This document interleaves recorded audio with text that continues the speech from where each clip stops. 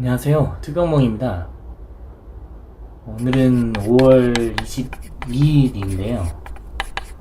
지금 촬영하는 시점으로부터 정확히 일주일 전에 제가 이제 항암을 갔다 오느라 좀 장기간 영상을 못 올리기도 했었는데, 지금 항암 맞고 나서 여기 눈썹도 털이 거의 다 빠졌고, 이게 얼굴에 좀 뭐가 많이 나기도 했어요. 그래도 조금 양해 부탁드리면서 오늘 영상을 시작해 보려고 합니다. 저는 이제 항암 갔다가 목요일에 퇴원을 해서 지금 이제 집에서 조금 쉬고 있다가 이번에는 병원에서 좀 많이 힘들었어요. 그래가지고 계속 누워있기만 했었고, 좀 유튜브 생각도 이제 아예 안 날 정도로 많이 힘이 들더라고요. 근데 이제 집에 오고 나서 부모님께서 좀 기력을 찾을 수 있는 음식들도 여러가지 해주시고 하셔서 몸을 좀 일으킬 수 있었습니다. 오늘은 무엇을 하려고 하냐면요, 제가 앓고 있는 병, 육종이라는 병이죠. 이거에 대해서 조금 알아보려고 지금 컴퓨터 앞에 앉았어요. 이 육종이 단어도, 육종이라는 단어 자체도 굉장히 생소할 뿐더러 찾아보고 읽어봐도 잘 모르겠다 하시는 분들이 너무 많아서, 저도 이 병을 앓기 전까지는 이런 게 있는지도, 세상에 있는지도 몰랐었는데요. 진단 이후에 좀 여러가지 찾아보기는 했었지만 그런 것들은 좀 제 머릿속에 들어오면서 변화 과정을 거쳤을 것 같아가지고, 그런 알게 된 저의 얕은 지식보다는 공신력 있는 정보들을 조금 보태가면서 오늘 설명을 해드리는 게 좋지 않을까 해서 영상을 찍게 되었습니다. 그럼 먼저 육종은 무엇인지부터 알아볼게요. 육종과 암의 대분류로는 우리가 잘 알고 있는 흔히 악성 종양이라고 하죠. 이 악성 종양이 등장합니다. 종양이라고 모두 악성은 아닌 건 알고 계시죠? 악성 종양은 양성 종양과는 다르게 성장 속도가 굉장히 빠르고 전이될 수 있는 성질을 갖고 있는데요. 이 악성 종양이 이 상피, 그러니까 쉽게 말해서 껍데기와 같은 건데, 몸 밖에 있으면 피부고 몸 안에 있으면, 우리 몸 안에 있는 장기에 있으면은 그 장기의 껍데기겠죠? 그거를 이제 상피라고 하는데, 그 상피 세포에 생기는 것을 암, CANCER, 암이라고 칭하고요.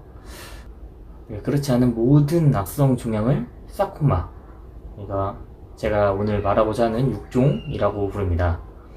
주로 뼈 근육과 같은 곳에서 이제 자라고, 그렇기 때문에 우리는 암과 육종을 기본적인 큰 성질은 같지만 나타내는 형태가 다른 것이라고 보면 될 것 같아요. 이 육종은 우리나라든 전 세계로 치든 암 환자의 1% 정도를 차지한다고 해요. 근데 이게 말이 1%지 평생 육종 환자를 보지 못한 암병원 의사 선생님들도 많다고 하니까 매우 희귀암을 이제 여기서 알 수 있더라고요. 안타까운 거는 주로 폐암, 위암, 간암, 갑상선암, 유방암, 난소암, 자궁암 등으로 나눠지는 일반 암과는 달리 육종은 그 세부 종류만 하더라도 100여 가지가 넘는다고 그러네요. 이렇게 종류가 많은 것이 조금 안타까운 상황인데요. 이 종류가 많은 게 안타까운 이유는 후반부에 조금 미뤄두고 설명을 드리도록 하겠습니다. 그래서 육종의 경우는 크게 연부조직 육종과 골육종, 이 두 가지로 나뉘고요. 연부조직 육종에서는 지방육종, 평활근육종, 횡문근육종, 혈관육종, 카푸시육종, 활막육종 등이 이제 대표적으로 있고, 골육종에서는 연골육종이랑 유익육종이 좀 대표적이죠.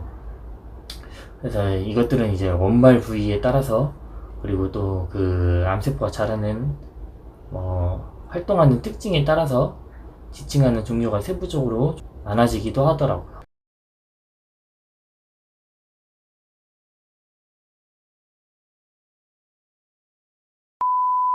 그래서 제가 좀 자료를 찾아봤는데 2020년 중앙암등록본부 여기서 발표한 자료에 따르면 2018년 기준으로 우리나라에서는 24만 3,837명 암 환자가 새롭게 등록됐는데, 이 중에서 골육중에 해당하는 환자는 493명. 493명으로 전체 0.2%를 차지했다고 하네요. 그러니까 골육종이 육종 중에서도 좀 차지하는 비중이 굉장히 높은 종류 중에 하나거든요. 근데 그 높은 게 0.2%니 나머지를 다 합해도 0.3%가 됐을지 안 됐을지 모를 정도로 그렇게 좀 얼마나 희귀한 병인지 저도 찾아보면서 새삼 놀라게 됐었습니다. 이 육종은 특히나 예후 증상이 없는 경우가 많은 것으로 알려져 있어요. 그래서 일부 육종의 경우에는 몸 어딘가 이렇게 팔, 다리, 뼈 이런 데서 몽우리가 만져지면서 좀 큰 경우에는 15에서 20cm까지 그 크기가 자라는 경우도 있고요. 그렇게 해서 발견하시는 분들도 있고, 그 외에는 예후 증상으로 발견할 수 없어서 저처럼 전이된 장기에서 통증이 심하게 발생하는 경우나 아니면 운이 좀 좋은 경우의 분들은 운 좋게 이제 검사를 하다가 일찍 발견하시는 분들이 있는데 그런 방법 외에는 뚜렷한 방법이 없다고 알려져 있다고 합니다.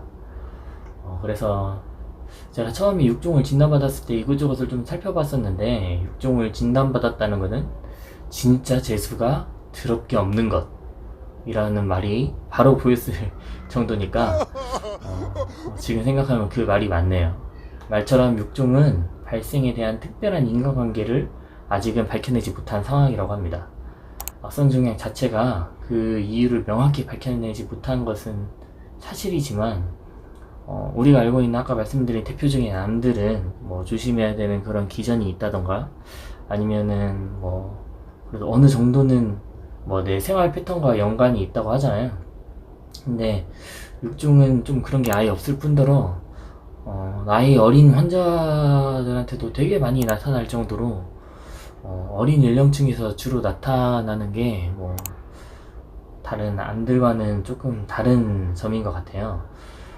제가 찾아보니까 최근에 이제 3D 프린터 관련해서도 그런 일에 종사하신 분들이 육종을 진단받았다고 산재 신청을, 산업성 암을 좀 인정해달라고 신청하신 분들을 접하기도 했었고, 예전에 보니까 이제 월남전에서 미국이 사용한 고엽제가 많은 사람들에게 육종을 좀 발병케 했다, 유발했다, 이런 글을 보기도 했었어요. 근데 이제 그런 게 어떤 원인으로 딱 명확히 규정된 건 아니라서 여러 사례들이 좀 모아지다 보면은 육종의 발병 원인을 밝힐 수 있는 날이 오지 않을까 그렇게 생각합니다. 치료 같은 경우에는 전이가 없는 1기에서 이제 3기 그런 경우에는 완치율이 좀 낮은 편은 아니어서 예후를 좋게 보고 있더라고요. 근데 이제 전이가 있는 4기로 넘어가면은 완치율이 굉장히 극도로 낮아지고요. 이거는 제가 좀 정확하지 않은 정보인데 어떤 육종에 대해서 찾아보다가 육종을 앓으신 분 블로그에서 보니까 육종은 완치 개념이 없다고 말씀하신 걸 봤어요. 그러니까 5년이 지나도 완치 판정을 받지 못하고 완전 관해라는 개념으로 평생을 살아가야 된다고 하시더라고요. 그래서 이제 5년이 지나도 3개월, 6개월마다 추적 관찰을 받으면서 평생 살아야 될지도 모른다 이런 얘기를 하신 걸 봤었는데 이 부분에 대해서는 제가 정확히 모르겠습니다. 그래서 지금 제 상황을 조금 이제 보태자면 저는 육종은 육종인데 사실 아직까지도 이게 어떤 육종인지 모르는 상황이에요. 그래서 의사 선생님께서도 모르겠다 하시고 그 의사 선생님께서 해외 기관에 의뢰를 진행하셨지만 거기서도 이제 역시 알 수 없다는 답변이 돌아왔을 뿐이었고, 제가 받은 조직검사지 이제 결과지를 최근에 받았는데 Undifferentiated Sarcoma, 그러니까 분화되지 않은 육종, 불분명한 육종 이렇게 나와 있더라고요. 그리고 또 최근에는 되게 특이한 설명을 들었어요. 저도 지금 굉장히 어려워하고 있는 상황인데 저희 의사 선생님께서 자세히 설명해 주시는 편은 아니라서 좀 그런 스타일이 아니셔서 더 자세히 여쭤보지는 못했지만 제가 지난번에 이제 1월에 시행한 유전자 검사 그 결과가 이제야 나왔나봐요. 그래서 그거를 이제 받아보게 됐는데 폐암 환자들한테서도 아주 희귀하게 발견되는 돌연변이 유전자가 발견됐다고 하더라고요. 그러면서 폐암 담당 선생님과 상담해 보시겠다고는 하셨었는데 그거는 이제 폐암이 아니라 그냥 육종으로 계속 진행하게 된 것 같고, 그러니까 거기서 이제 딱 다른 건 안 나오고 딱 한 줄 나왔어요. 렛 퓨전 해가지고 이 유전자는 되게 특이하니까 찾아보니까 폐암 환자들 중에서도 2% 미만으로 발현되는 돌연변이 유전자고요. 굉장히 드물게 갑상선암 환자에게서, 그리고 진짜 간혹 드물게 다른 종류의 암 환자들에게서도 좀 발견되는 경우가 있기는 하다고 하더라고요. 근데 이 얘기를 듣고 저는 또 나는 대체 무슨 잘못을 했길래 병에 걸린 것도 시원찮은 판에 이게 무슨 병인지도 모르고 치료를 받고 있는가, 이런 답답함을 또 가득 안게 되었었습니다.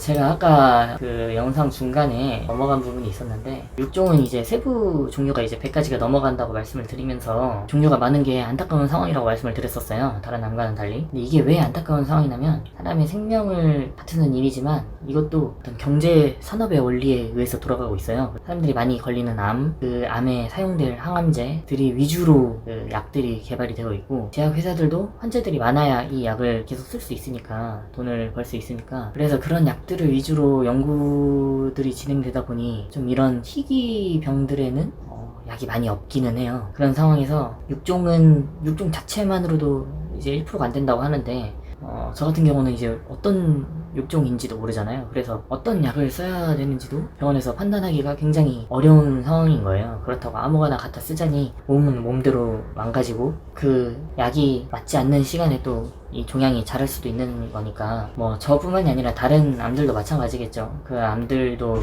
자기에게 딱 맞는 약이 많이 개발이 돼 있으면 좋은데, 결국에 쓰다가 안 맞는 약만 쓰다가 약이 부족해서 더 이상 치료를 받지 못하는 좀 안타까운 상황들이 찾아보니까 좀 많더라고요. 그래서 그런 상황에서 육종이 종류가 많은 거는 사실 좋은 건 아니고, 이런 병에 걸린 상황도 좋은 건 아니지만, 그래도 더 많은 약이 개발되고 더 많은 사람들이 도움으로 치료를 받을 수 있는 상황이 더 많아지면 좋겠다는 생각을 해봤습니다. 오늘 영상은 어떠셨는지 모르겠네요. 좀 최근에 힘이 많이 없어서 영상 찍는 것이 수월하지 않은 상태였는데, 이렇게나마 영상을 좀 찍어 올리고 제가 가진 병에 대해서 여러분들께 좀 알려드릴 수 있는 기회가 된 것 같아서 즐겁게 생각하고 있습니다. 저는 이제 6차 항암을 기다리고 있는데요. 6차 항암이 지나면 이번 항암제는 한 사이클이 끝나게 돼요. 그래서 더 이상 이 항암제를 사용할 수 없고 다음 항암제로 넘어가야 되는데, 그 항암제가 더 저한테 잘 맞았으면 좋겠고, 아직 어떤 약을 쓸지는 정해지지 않았어요. 근데 그 사이에 1개월에서 2개월 정도 휴식기를 가진다고 하니까, 그 사이에 친구들도 만나고 저희 그 아내랑 여행을 갈까도 지금 생각 중에 있거든요. 이런 것들 하면서 즐거운 시간 보낼 수 있으면 좋겠습니다. 그리고 또 기다려지는 게,